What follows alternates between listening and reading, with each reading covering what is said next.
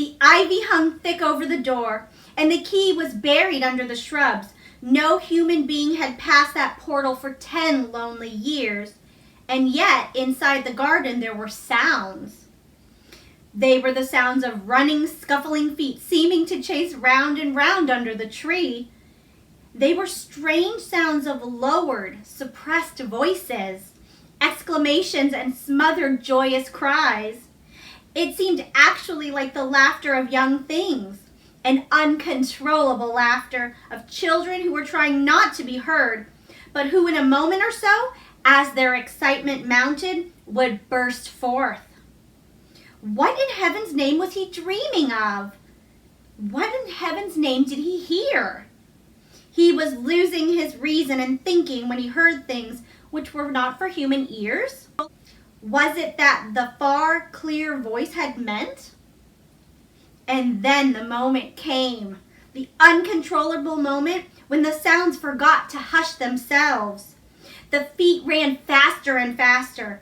They were nearing the garden door. There was a quick, strong young breathing and a wild outbreak of laughing shouts which could not be contained. And the door in the wall was flung wide open, the sheet of the ivy swinging back, and a boy burst through it at full speed and, without seeing the outsider, dashed almost into his arms. Mr. Craven had extended them just in time to save him from falling as a result of his unseeing dash against him, and when he held him away to look at him in amazement at being there, he truly gasped for breath. He was a tall boy and a handsome one. He was glowing with life, and his running had sent splendid color leaping into his face. He threw the thick hair back from his forehead and lifted a pair of strange gray eyes full of boyish laughter and rimmed with black lashes like a fringe. It was the eyes which made Mr. Craven gasp for breath. "Who? What? Who?" he stammered. This was not what Colin had expected. This was not what he had planned. He had never thought of such a meeting. And yet to come dashing out, winning a race, perhaps it was even better. He drew himself up to his very tallest. Mary, who had been running with him and had dashed through the door too, believed that he was managing to make himself look taller than he had ever looked before, inches taller. "Father," he said, "I'm Colin. You can't believe it. I scarcely can myself. I'm Colin." Like Mrs. Medlock, he did not understand what his father meant when he said hurriedly, "In the garden, in the garden."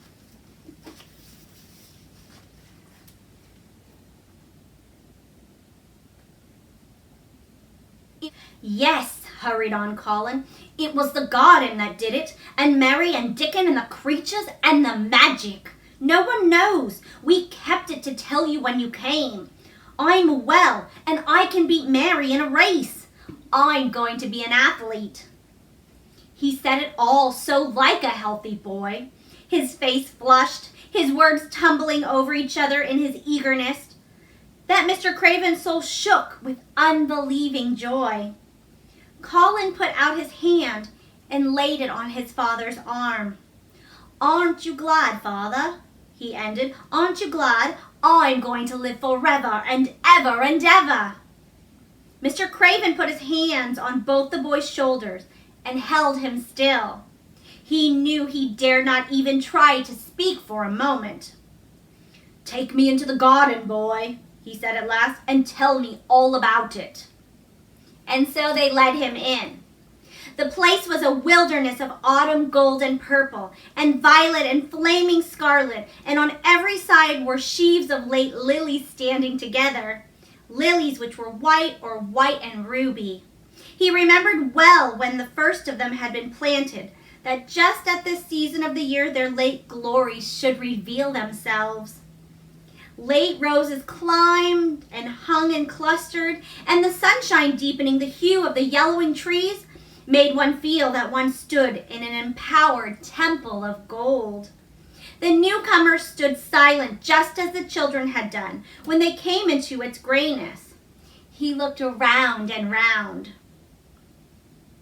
"I thought it would be dead," he said. "Mary thought so at first," said Colin, "but it came alive."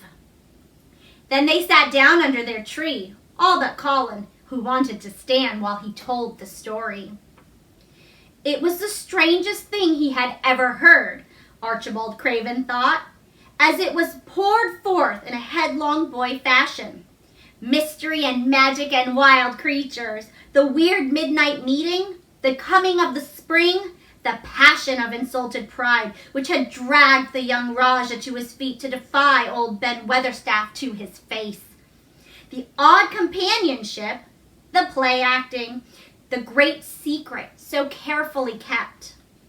The listener laughed until tears came into his eyes, and sometimes tears came into his eyes when he was not laughing.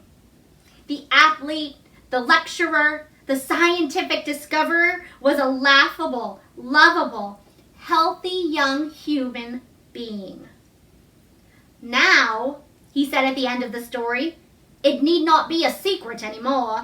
I dare say it will frighten them nearly into fits when they see me. But I am never going to get into that chair again. I shall walk back with you, Father, to the house." Ben Weatherstaff's duties rarely took him away from the gardens, but on this occasion he made an excuse to carry some vegetables to the kitchen, and being invited into the servants' hall by Mrs. Medlock to drink a glass of beer, he was on the spot, as he had hoped to be, when the most dramatic event Misselthwaite Manor had ever seen during the present generation actually took place. One of the windows looking upon the courtyard gave also a glimpse of the lawn. Mrs. Medlock, knowing Ben had come from the gardens, hoped that he might have caught sight of his master, and even by chance of his meeting with Master Colin.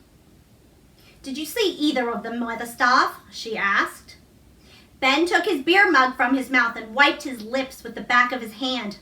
"Aye, that I did," he answered with a shrewdly significant air. "Both of 'em?" suggested Mrs. Medlock. "Both of 'em," returned Ben Weatherstaff. "Thank ye kindly, ma'am. I could sup up another mug of it." "Together?" said Mrs. Medlock, hastily overfilling his beer mug in her excitement. "Together, ma'am," said Ben, as he gulped down half of his new mug. "Where was Master Colin? How did he look? What did they say to each other?" "I did not hear that," said Ben. "I did not hear that," said Ben, "along only being on the step-ladder looking over the wall, but I'll tell thee this. There's been things going on outside as you house people knows nothing about. And what'll they'll find out? They'll soon find out." And it was not 2 minutes before he swallowed the last of his beer and waved his mug solemnly toward the window, which took in through the shrubbery a piece of the lawn. "Look there," he said, "if they're curious. Look what's coming across the grass." When Mrs. Medlock looked, she threw up her hands and gave a little shriek, and every man and woman servant within hearing bolted across the servants' hall and stood looking through the window, with their eyes almost staring out of their heads. Across the lawn came the master of Misselthwaite, and he looked as many of them had never seen him. And by his side, with his head up in the air and his eyes full of laughter, walked as strongly and steadily as any boy in Yorkshire, Master Colin. The end.